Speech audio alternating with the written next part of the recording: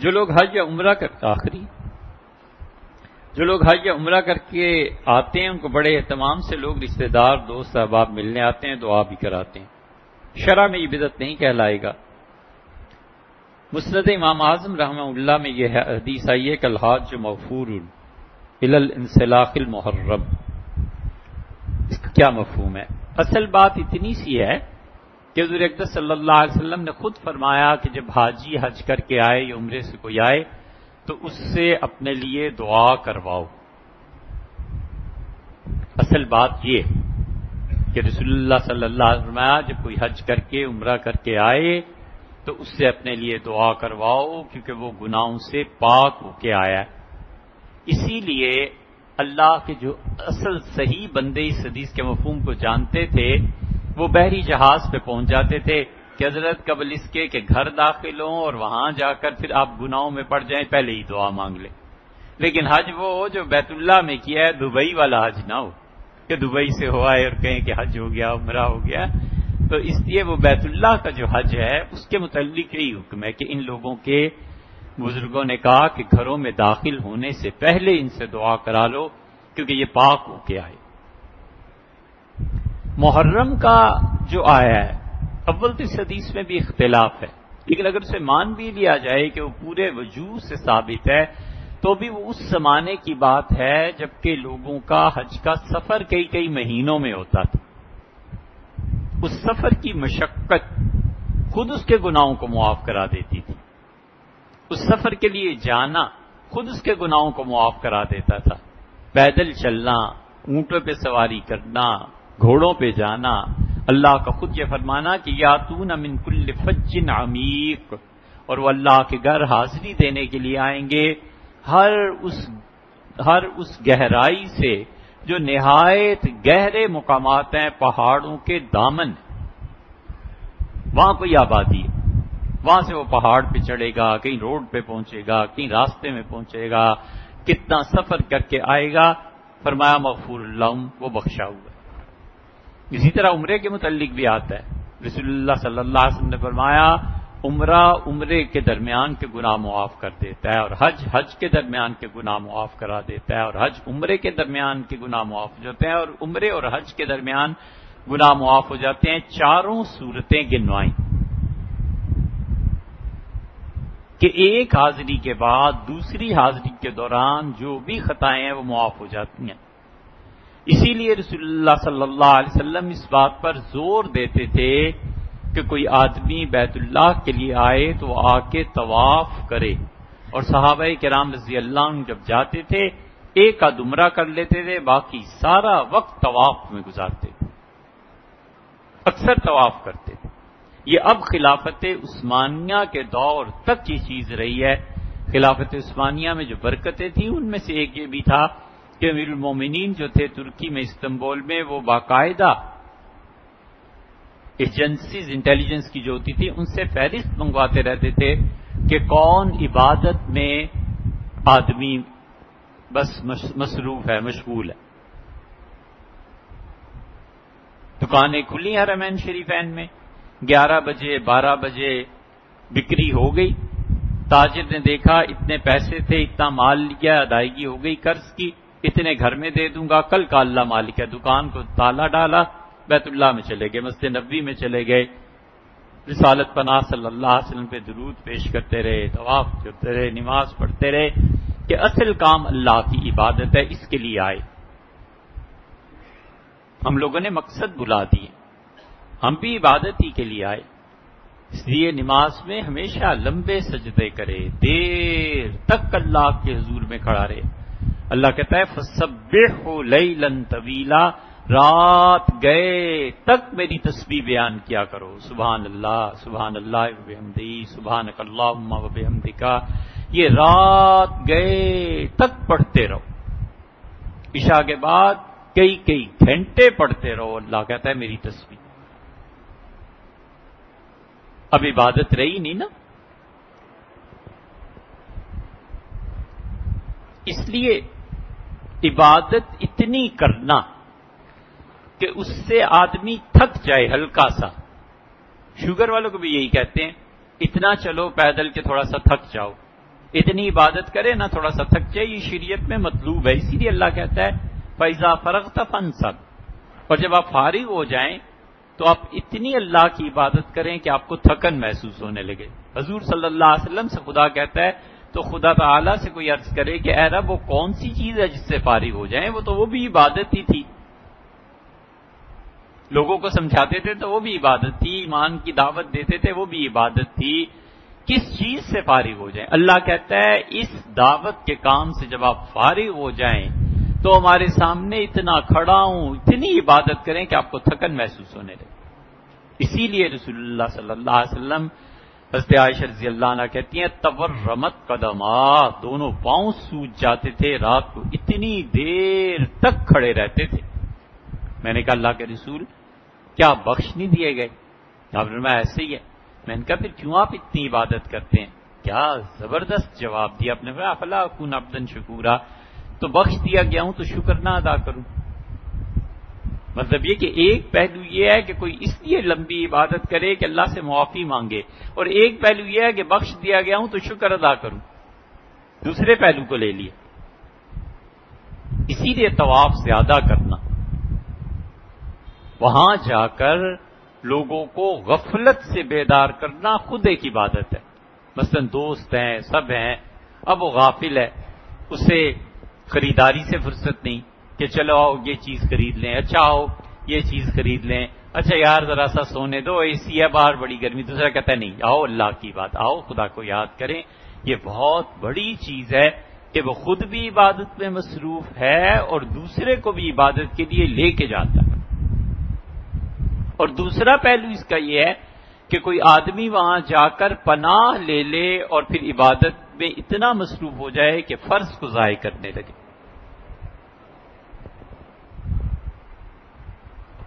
سیدنا عمر رضی اللہ عنہ اپنی خلافت میں حج کے بعد ٹھہر جاتے تھے، اور جن کو دیکھتے تھے بیت اللہ میں بیٹھے ہوئے ہیں جاتے تھے، فرماتے تھے نکلو اب چلو.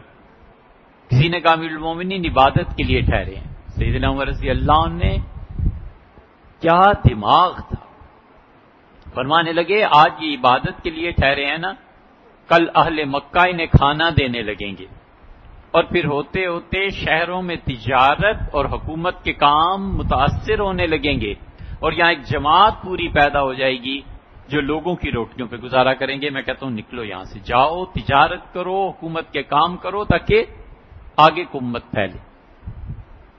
یہ اس دماغ کی سوچ ہے کہ سیدنا عمر رضی اللہ عنہ کو یہ فقہا کے ہاں جہاں تلقین اور تذکیر کی بحث ہے نا، حنفیہ کہتے ہیں کہ باہر سے اگر کسی نے لقمہ دیا تو نماز ٹوٹ جائے گی، لیکن اس کی نیت دیکھنی چاہیے کہ کیا ہے. سیدنا عمر رضی اللہ عنہ آخری زمانے میں جب نماز پڑھتے تھے تو ایک آدمی ساتھ کھڑا رہتا تھا، بیٹھ جاتے تھے تو وہ کہتا تھا حضرت 3 رکعتیں ہوئی ہیں، پھر کھڑے ہو کے 1 رکعت پڑھ لیتے تھے، پھر 4 پڑھ لیتے تھے، پھر 5ویں کے لیے کھڑے. وہ کہتا تھا حضرت 4 رکعتیں ہوئی ہیں تو پھر تشریف فرما ہوتے تھے.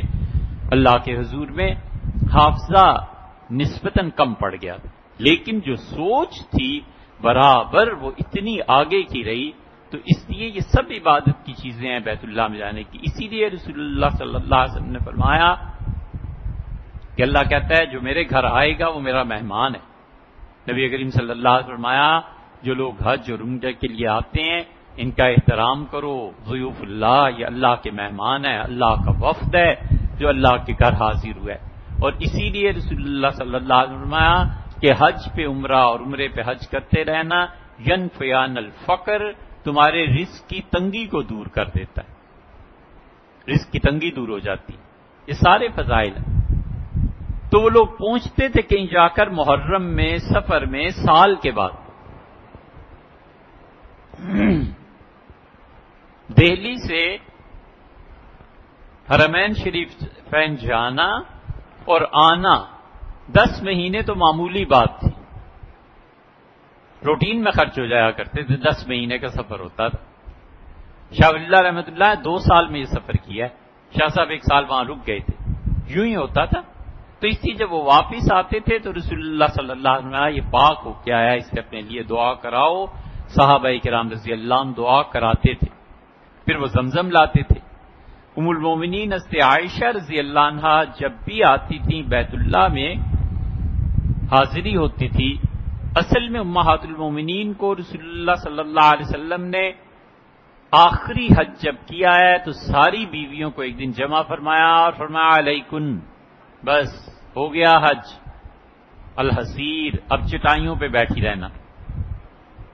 زینب رضی اللہ عنہ کبھی حج کے لیے نہیں گئی، پھر انہوں نے کہا فرما دیا تھا گھر بیٹھی رہنا چٹائی پہ، میں کہیں نہیں جاتی۔ عائشہ رضی اللہ عنہ فرماتی نہیں، اس کا مطلب یہ تھا کہ اب بس گھروں میں آرام کرو، حج اور عمرے سے تھوڑا ہی روکا تھا۔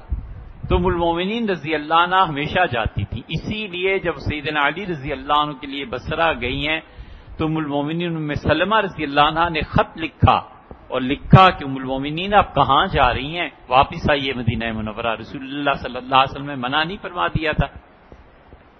تو امہات المومنین یہ حج کے لیے جاتی تھی، اور ام المومنین رضی اللہ عنہ جب جاتی تھی تو ایک تو اپنے بھائی عبد الرحمن کی قبر پہ ضرور جاتی تھی، بڑی محبت تھی، بہت، اتنی محبت تھی کہ بھائی کے لیے رشتے ڈھونڈتی رہتی تھی حضرت عائشہ رضی اللہ عنہ۔ انا ایک ہجڑا تھا وہاں پہ مدینہ منورہ میں،